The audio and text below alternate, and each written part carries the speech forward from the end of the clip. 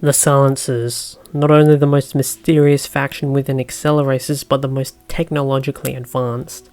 Not only do they have EMPs which can shut down a driver's systems, but they can copy and transform their cars, and have an array of other weapons. But is this technology possible? Could it be real? Well, in this video I'll explain. There are many ways a car cloaking mechanism could look like, one of them being a scene from Peripheral. This scene is exactly how I would picture a silencer car in real life, so I want to explain how maybe this could be possible. So this is one of the easier concepts to understand, but here we have a car. Okay, this is a car, it looks like a car, therefore it is a car. And on both sides of the car we have a screen and a camera. So what this camera sees is projected to this screen, what this camera sees is projected to that screen. So basically if you're a bystander here, you'll see this stuff because it's being projected to that screen, and basically you'll be stealthed up. Same if you're this guy on this side, you'll see what's here because this camera is projecting it to that, and basically you have a camouflage car like that. Although this technology won't really transform your car nor cloak it on demand, it's still one of the concepts of camouflaging your car. Effectively, when this happens, in theory, people will see what is supposed to be on the other side of your car. In the Top Gear version of it, it kinda works, but it doesn't. The Mercedes version is much better and polished, and there is another type of camouflage developed by Bay Systems which can camouflage your vehicle from only infrared visibility. Basically, it uses hexagonal plating which can heat up or cool down based on the temperature of its surroundings, effectively blending in from infrared vision.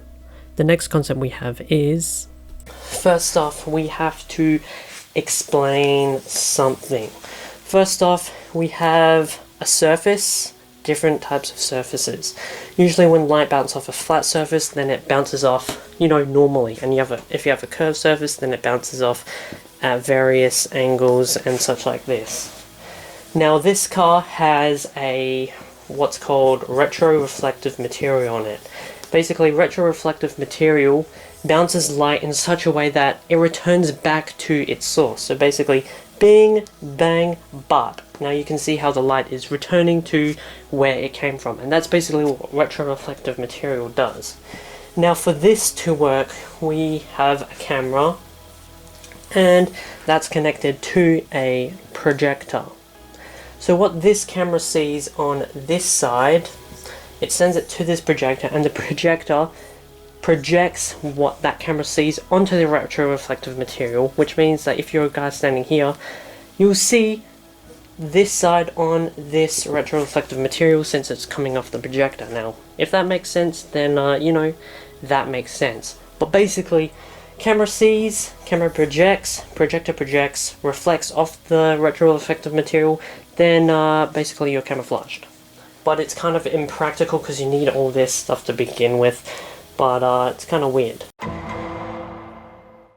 So another way the Silencers can potentially cloak their cars is through the bending of light through the Mirage Effect. So the problem here is that we have a guy, there's a hot road or it's a hot desert, and sometimes he sees, puddles of water and he walks towards that and then there's no water, and that's basically the Mirage Effect. Now, to explain this, we have to explain light, the refraction of light. Basically, if you have a less dense medium and light is going into a more dense medium, say this is air, this is water, when light goes through a less dense medium to a more dense medium, which is water, it bends towards the normal. It happens because light travels slower in more dense mediums because the more dense mediums absorb more light, more energy, therefore it travels slower. This is in comparison to a more dense medium going to a less dense medium, right? So say this is cold air, say this is hot air, and we have the normal.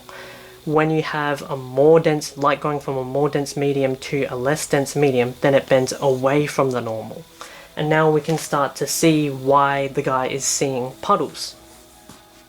Basically, here, again, we have the hot road. Because of this hot road, it creates, hot air. and then as it goes up, then the air gets cooler.